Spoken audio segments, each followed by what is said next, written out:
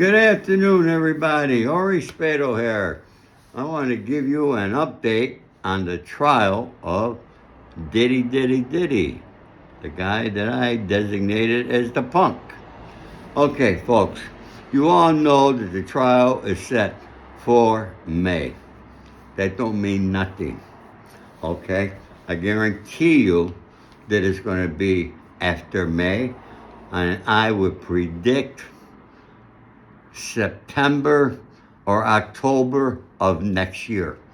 All right? And I'm going to also tell you that I think by the end of this year, which is only a few weeks, they're going to drop a superseding indictment. Or they might do it at the beginning of the year. Because you got to remember, when the U.S. attorney does things, they strategize. They strategize on the time. Okay? It's like when they arrest you normally on Fridays. Okay? That way, you can't get a bail hearing right away, and they keep you in jail. You know what they did to me? I gotta tell you. When they arrested me at my home in Beverly Hills in June 2008, they took me downtown, put me in the bullpen, which happens to be underneath the courthouses, and had to wait till 3:30. You gotta remember, they got me like 6:30 a.m. in the morning. All right, 3:30 a.m. I get caught, chain shackled, going looking like this to the court. And I get up there, and I feel, hey, I had my bail bondsman ready. My son was there. My lawyer was there. My lawyer from Los Angeles,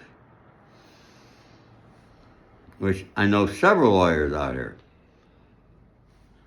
But he was right there, had the paperwork. And I did not realize until he came to me that it was a RICO case with the Colombo crime family. All right? Never dreamed that could possibly be it. But that's what it was, and I was indicted with 14 others. When the magistrate came out, and normally the first time all right, it's a magistrate and not a judge. And try to get bail. You know what the U.S. attorney says? Here we are in a courtroom in Los Angeles. And they says, Mr. Spado has several outstanding warrants. I have no warrant. My lawyer looks at me, he says, I handle everything for you. Why do you tell me? I looked at him, I said, Danny, I don't have no warrants. You handled everything. Actually, the last one before that, okay, I got a ticket for throwing a cigarette butt out the window here in Beverly Hills. And he took care of it for me. I said, Danny, I don't have any. But, he said, well, that's what they're saying. And he says, you're better off if you just agree to be extradited in New York. So I agreed to be extradited in New York. And when I went for the first hearing, when I got to New York in front of a magistrate, the U.S. attorney there gets up and he said, Your Honor, we'd like to apologize to the court, okay? We had it that Mr. Spado had outstanding warrants, okay? When we ran the records, we had the wrong person, and we want to apologize. Mr. Spado has no warrants. And then they went on why they still not would allow me bail, and I didn't get bail, and I had 4 different bail hearings, and I never got bail. But I'm thankful I didn't, because all that time that I was serving, that counts towards your time in prison. Now, going back to Diddy, a superseding indictment will come down. There will be other individuals charged with him on this here, and there'll be additional charges. But let's say that didn't happen.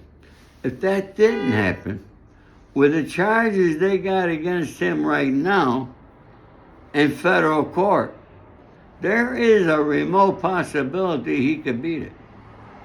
Possibly.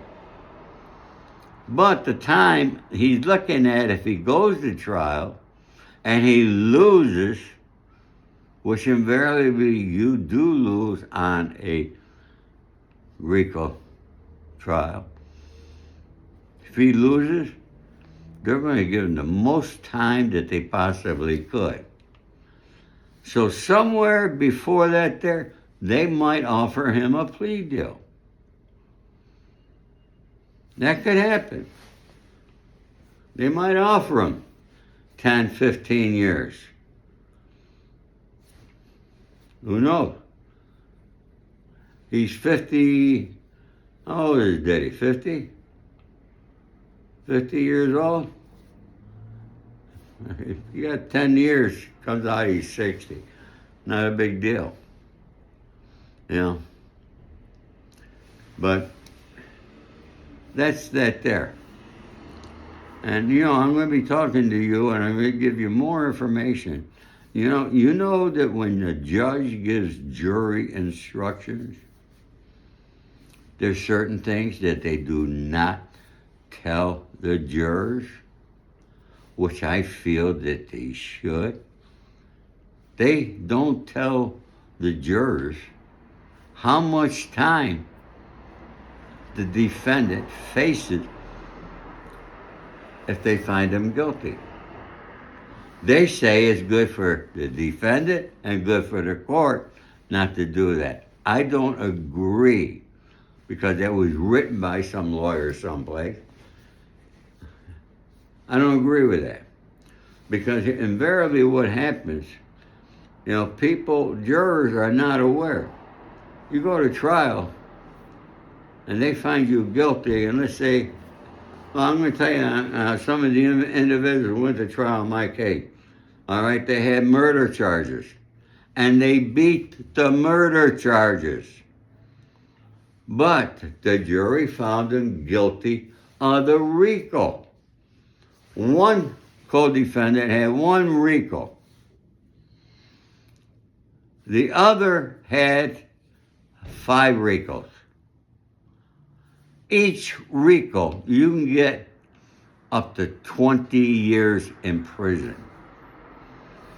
The defendant who had one got 17 years. The one who got 5, he was facing 100. The judge gave him 50 years. Now, if you're a juror and you don't know that and you don't have that knowledge, you're thinking, hey, I'm not going to get him on the murder charge because the murder's got to be the bad thing, okay? But the RICO is no big deal, all right? But it is a big deal. And then you don't know what charges are minimum mandatory sentencing guidelines. You just don't know. The jurors don't know. You as a defendant know. And who wrote all these hair crime bills? Who wrote this? Who did this? Joe Biden. Yeah, your man, the 50-year, it upsets me, all right? This guy really upsets me. I never liked him. I'm going to be honest with you. Never liked Joe Biden, all right?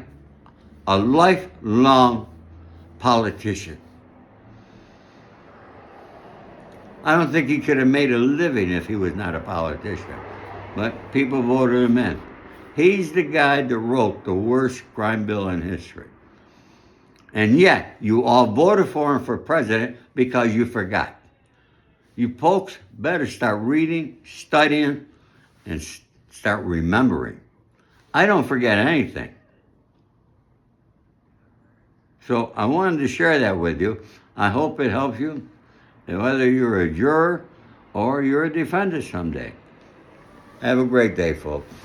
And if you had not purchased my book, once again, I'm going to ask you, please purchase it.